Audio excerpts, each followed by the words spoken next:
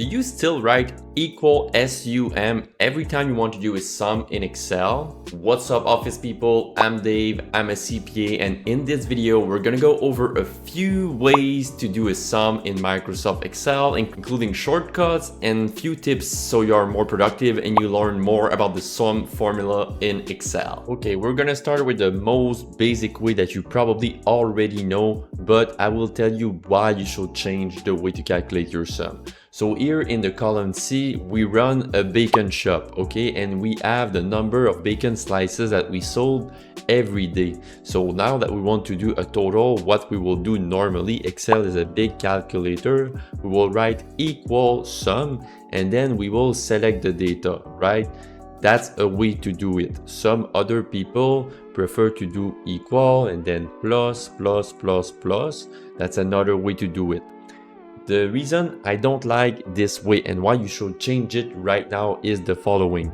Let's say this data is living, right? Every day you go to this worksheet and you add some days because you sell bacon every day, right? Everybody loves bacon.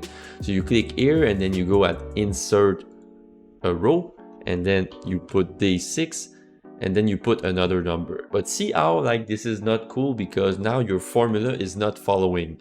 Even if you would have done the equal sum, the formula would have been like this, and Excel will show you a little error here, the yellow triangle. So see, they say formula omits adjacent cell. So what I suggest, let's get rid of this sum, is do something else. Don't put your totals through your data.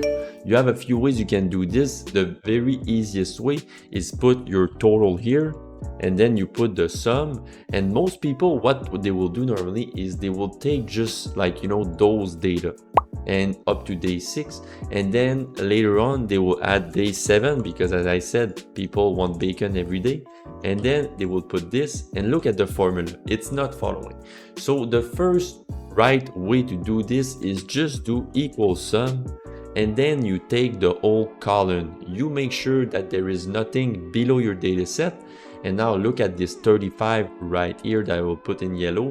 When I add day 8, I put 40 bacon slices. We sold 5 every day. That's crazy. So that is the first way to do a sum. A little bonus way that will change your life. I swear, if you don't know this hack, you're gonna love this video. Make sure you click on the like button for sure to make sure to spread this video to more people. But let's get into the second way. So the way number 2 is using the AutoSum. This is crazy, guys. I showed these tips to so many people and they just can't believe it.